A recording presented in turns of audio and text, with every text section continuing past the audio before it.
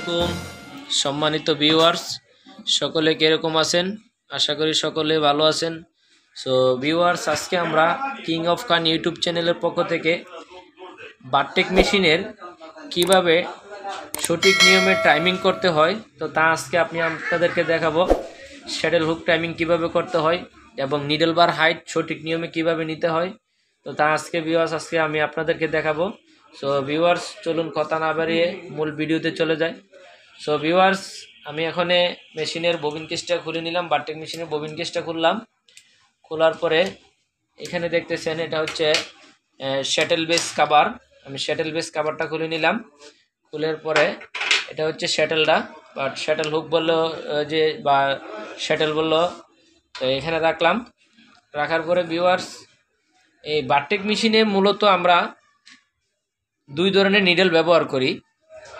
একটা হচ্ছে DP5 আর একটা হচ্ছে DP17। তো দুই ধরনের নিডল আমরা ব্যবহার করি। সো ভিউয়ার্স, এখানে দেখতেছেন আমরা এই মেশিনে নিডল বার হাইট যদি নেই, তো আমরা মেশিনের মধ্যে মার্ক আছে, এখানে 4টা মার্ক আছে। ফলো করতেছেন ভিউয়ার্স, আমি দেখাইতেছি। এখানে 4টা মার্ক আছে। তো এই 4টা মার্কে আমি যদি DP5 নিডল ব্যবহার করি,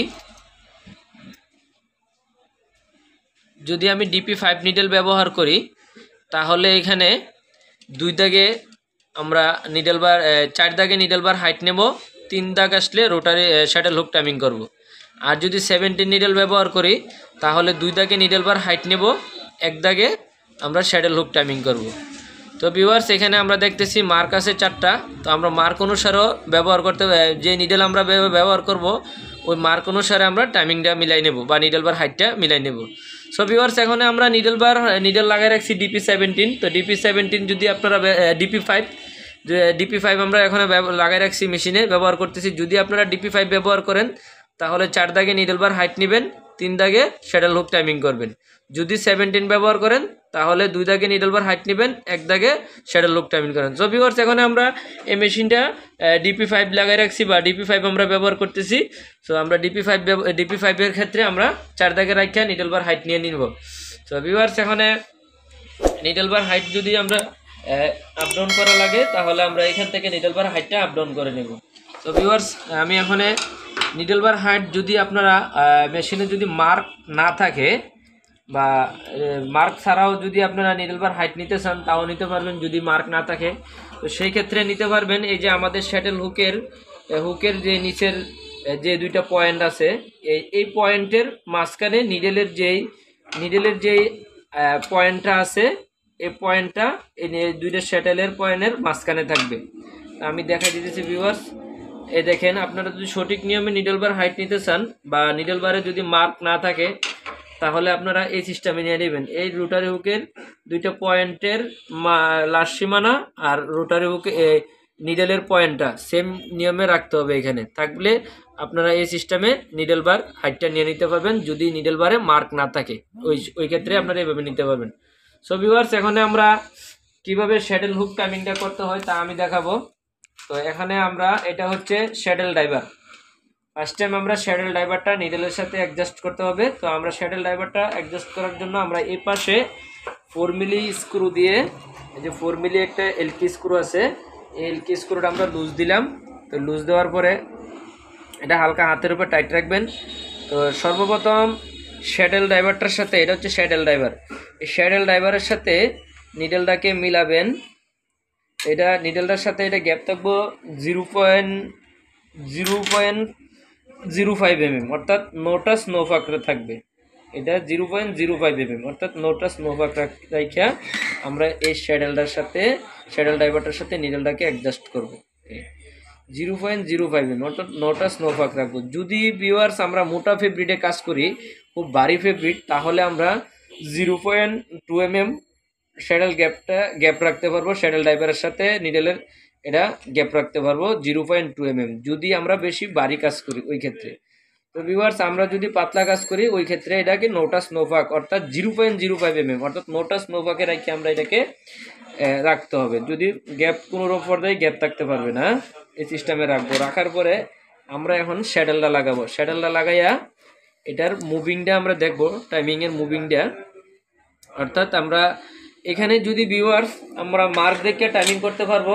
এখানে মার্ক আছে আমাদের 3 দাগ, 4 দাগে নিডল বার হাইট নেব। DP5 লাগাইলে 3 দাগের মার্কটা যখন বুশ বরাবর হবে, এই বুশ বরাবর যখন হবে এখানে শ্যাটেল হুকটা নিডল দেখে যায় নোটা স্নোফাকে ধরতে হবে। অর্থাৎ শ্যাটেল হুকটাকে দেয় ধরতে হবে, শ্যাটেল হুকটা দেয় নিডলকে ধরতে হবে।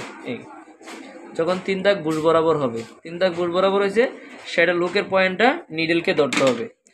এবং ভিউয়ার্স আপনারা যদি মার্ক না থাকে তাহলে আপনারা টাইমিং করতে পারবেন। এই নিডল থেকে শ্যাটেল হুকের পয়েন্টটা 3 mm গ্যাপ থাকবে, 3 mm গ্যাপ রাখবেন।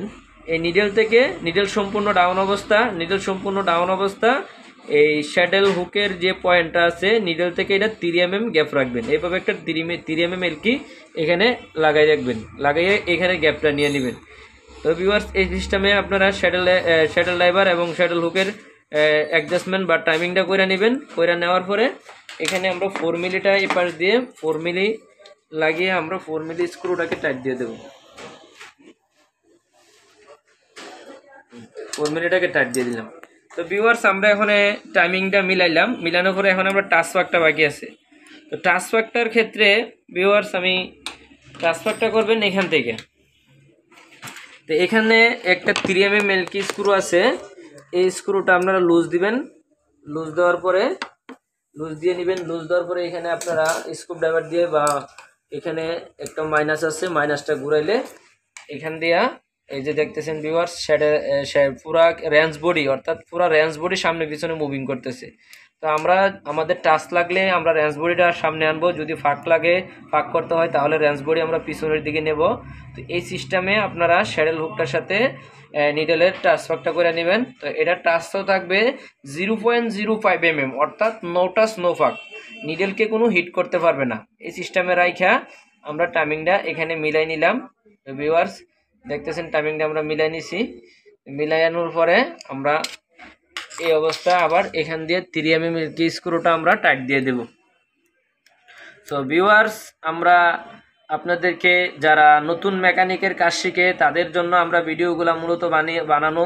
সো ভিউয়ার্স আমাদের ভিডিও যদি আপনাদের ভালো লাগে থাকে অবশ্যই আমাদের চ্যানেলটাকে সাবস্ক্রাইব করে দিবেন এবং পাশে থাকা বেল আইকনটি বাজিয়ে রাখবেন, যেন আমাদের নিত্য নতুন ভিডিওগুলো আপনাদের মোবাইলে নোটিফিকেশনের সাথে চলে যাবে। সো ভিউয়ার্স এখন আমরা মেশিনটাকে সুইং করব। আমরা টাইমিংটা করলাম, টাইমিংটা করার পরে আমরা মেশিনটাকে সুইং করব। ববিন কেস লাগাইতেছি, উপরে সুতা লাগাবো, লাগিয়ে আমরা মেশিনটাকে সুইং করে আপনাদেরকে দেখাবো। তো ভিউয়ার্স আমরা এখন মেশিনটা সুইং করে দেখবো। ভিউয়ার্স দেখতেছেন আমরা মেশিনটা সুইং করতেছি।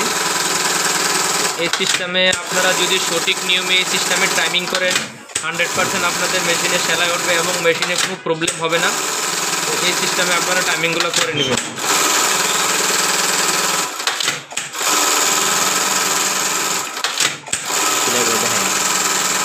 তো ভিউয়ার্স দেখছেন আমাদের এই বারটেকের যে সেলাইগুলা, তো আমরা বারটেক মেশিনটা এই সিস্টেমে টাইমিং করছি। তো ভিউয়ার্স আপনারাও এই সিস্টেমে টাইমিংটা করে নেবেন, ইনশাল্লাহ 100% আপনাদের মেশিন সঠিক নিয়মে চলবে। তো ভিউয়ার্স আজকে এই পর্যন্তই, দেখা হবে অন্য কোনো দিন অন্য কোনো ভিডিও নিয়ে। আসসালামু আলাইকুম সম্মানিত ভিউয়ার্স।